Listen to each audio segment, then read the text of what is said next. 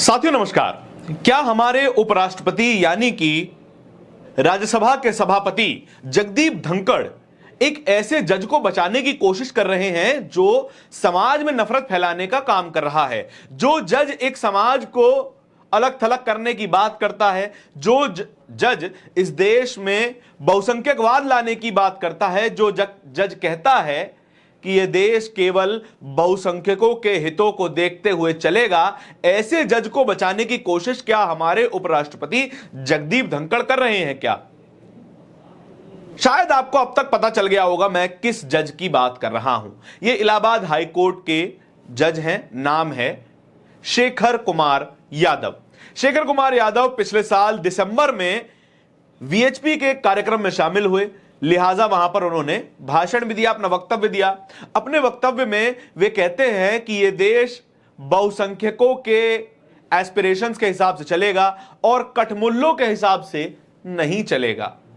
कठमुल्ला शब्द जिस संदर्भ में मुस्लिम समाज के लिए इस्तेमाल किया जाता है वे बेहद घटिया और खराब है, लेकिन फिर भी एक जज जब इस तरह की भाषा का इस्तेमाल करते हैं तो फिर न्यायपालिका की तटस्थता पर सवाल खड़े होते हैं। न्यायपालिका पर सवाल खड़े होते हैं। अगर न्यायपालिका में इतनी नफरती सोच वाले जज अगर बैठे हैं तो फिर न्याय किस तरह दिया जाएगा? सुप्रीम कोर्ट यशवंत कुमार यादव पर एक इन हाउस इंक्वायरी बिठाने की तैयारी कर रही थी, जिसकी अध्यक्षता खुद मौजूदा सीजीआई करने वाले थे, लेकिन राज्यसभा के सचिवालय से एक चिट्ठी सुप्रीम कोर्ट पहुंच जाती है। सुप्रीम कोर्ट पहुंची इस चिट्ठी में लिखा होता है कि आप ये कार्रवाई शेखर कुमार यादव के ऊपर नहीं कर सकते हैं क्योंकि आपके पास ऐसा कोई अधिकार ही नहीं है। सुप्रीम कोर्ट तमाम अदालतों की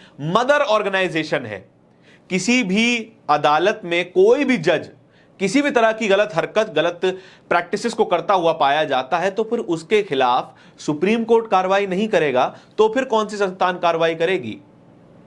जगदीप धनखड़ कहते हैं कि यह अधिकार केवल और केवल संसद और खासकर राज्यसभा के पास है, यानी उनके खुद के हाथों में है। इन हाउस कार्रवाई की बात की जा रही थी। सुप्रीम कोर्ट खुद कार्रवाई करना चाहता था और इस पूरे मामले को एक लॉजिकल कंक्लूजन की तरफ लेके जाने की कोशिश की जा रही थी, लेकिन जब से यह चिट्ठी पहुंची है और कहा गया है कि सुप्रीम कोर्ट के पास कोई अधिकार नहीं है किसी भी जज के खिलाफ कार्रवाई करने का, और इसका तर्क क्या दिया जाता है? तर्क दिया जाता है एक और जज के केस का उदाहरण देते हुए। ये जज कौन थे? ये जज थे दिल्ली हाई कोर्ट के जज यशवंत वर्मा। यशवंत वर्मा ये वही जज हैं जिनके घर से करोड़ों की राशि मिली थी। अब ये कितने करोड़ थे, कितने लाख थे, कितने सैकड़ों थे, इसके बारे में कोई जानकारी नहीं मिली। भला हो उस आग का जो यशवंत वर्मा के ऑफिस में लग गई तो फिर बोरियों में भरे हुए नोट सामने आ गए। अगर आग ना लगती तो शायद ये नोट सामने भी ना आते।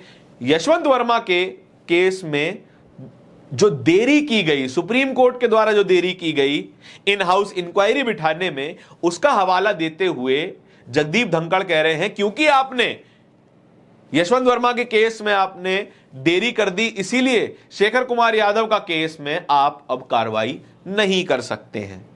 जरा सोचिए, इस देश में तमाम ऐसे केसेस हैं जिनमें लापरवाही की जाती है, तमाम ऐसे केस हैं जिनमें देरी की जाती है, तय समय सीमा में कोई रिपोर्ट फाइल नहीं की जाती, तय समय सीमा में कोई जांच पूरी नहीं होती, तो फिर क्या भारत के तमाम पुलिस महकमों से जांच करने के अधिकार वापस ले लेने चाहिए?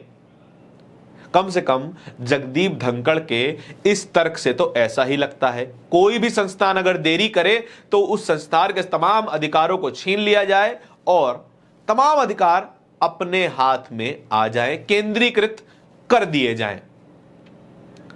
कार्रवाई हो रही थी, खुद सीजीआई उस कार्रवाई में शामिल थे। इस बात के केवल दो ही मतलब हो सकते हैं। एक कि जगदीप धनखड़ कानून का और ताकतों का केंद्रीकरण चाहते हैं, तमाम ताकतें, तमाम अधिकार केंद्र के पास आ जाएं, खुद इनके हाथों में आ जाएं, संसद के हाथ में आ जाए और कोई भी इंडिपेंडेंट बॉडी ना बचे। और दूसरा कि जगदीप धनखड़ को भारत के मुख्य न्यायाधीश पर विश्वास नहीं है, भारत के मुख्य न्यायालय पर विश्वास नहीं है।